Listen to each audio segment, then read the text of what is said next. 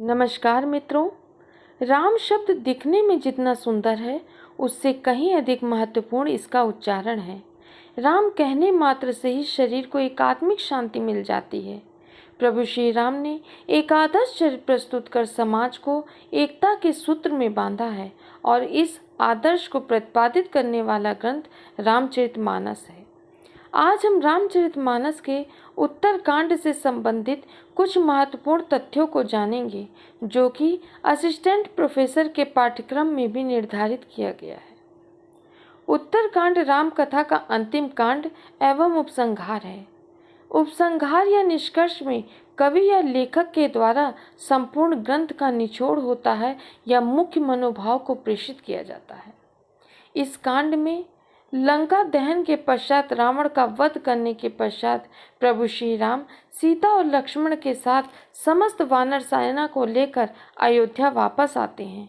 अयोध्या वापस आने पर समस्त नगरवासियों के द्वारा समस्त गांव में, समस्त नगर में घी के दीपक जलाए जाते हैं, जिसके परिणाम स्वरूप दिवाली आज भी मनाई जाती है, प्रभु श्री राम के आगमन के लिए ही। और भरत के साथ सर्वजनों में आनंद व्याप्त हो जाता है। वेदों और शिव की स्तुति के साथ साथ राम का राज्याभिषेक किया जाता है और वानरों की विदाई हो जाती है। राम ने प्रजा को आदेश दिया और प्रजा ने कृतज्ञता भी प्रकट की। फिर प्रजा ने सीता के चरित्र पर आरोप लगाया और राम द्वारा प्रजा के लिए सीता का त्याग कर दिया गया। त्याग के पश्चात सीता स्वाभिमानी जीवन जीते हुए महर्षि वाल्मीकि के आश्रम में रहने लगती है और वहीं उन्हें 2 पुत्र रत्न लव कुश की प्राप्ति होती है और उसी समय अन्य भाइयों के भी 2-2 पुत्र उत्पन्न होते हैं। लव कुश बड़ा होने पर अपनी माँ के लिए न्याय मांगने के लिए अयोध्या पुनः वापस आते हैं और समस्त नगरवासियों तथा राम के समक्ष अपनी माँ की करुण झांकी प्रस्तुत करते हैं। उन्होंने किस प्रकार जीवन को बिताया, इस बात का वर्णन मैं एक गीत के माध्यम से आप लोगों के सामने कर रही हूँ, जो आपने रामायण में सुना भी होगा। जनक दुलारी कुल वधु दशरथ जी की, राज रानी होके दिन वन में बिताती है। रहती थी घेरे जिसे दास दास जाठो यम, दासी बनी अपनी उदासी को छिपाती है। धर्म प्रवीण सती परम कुलीन, सब विधि दोषहीन जीना दुख में सिखाती है। जग माता हरि प्रिय लक्ष्मी स्वरूप सिए, कूटती है धान भोज स्वयं पकाती है। कठिन कुल्हाड़ी लेके लकड़ियाँ काटती है, कर्म लिखे को पर काट नहीं पाती है।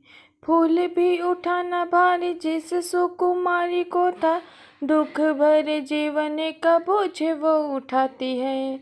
अर्धांगी रघुवीर की वो धर धीर भरी, भरती है नीर नीर जल में बहाती है।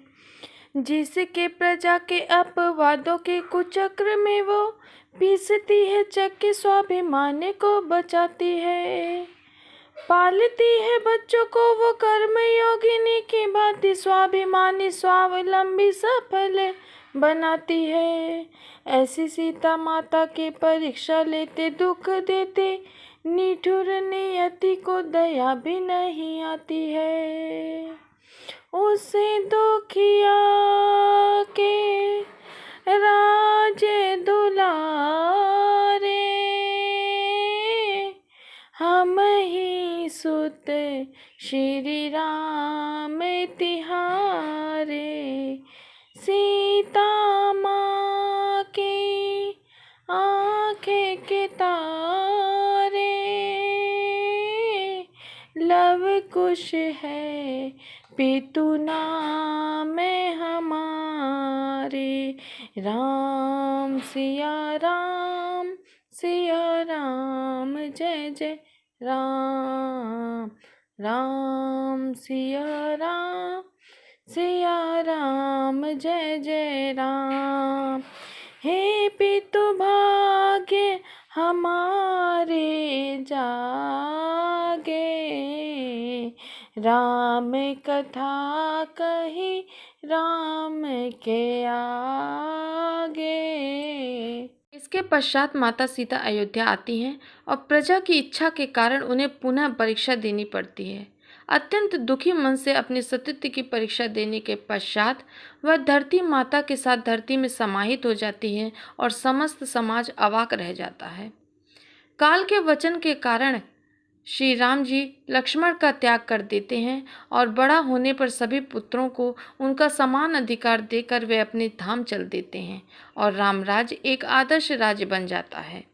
इसके अतिरिक्त रामचरितमानस के उत्तरकांड में कलयुग के विषय में भी कुछ सिद्धांतों का प्रतिपादन किया गया है, जिसमें कहा गया है कि सतयुग में, त्रेता युग में तथा द्वापर में जो फल कठिन तपस्या के द्वारा मिलता था वह केवल राम नाम के जप द्वारा ही प्राप्त हो जाता है। जो व्यक्ति कलयुग में राम नाम का जप करेगा, उनके नाम का स्मरण करेगा, उसी से उसको मोक्ष की प्राप्ति हो जाएगा, वह इस भव सागर से तर जाएगा। जैसा कि इस दोहे से भी स्पष्ट है, कलयुग केवल नाम आधारा, सुमिर सुमिर नर उतरहि पारा।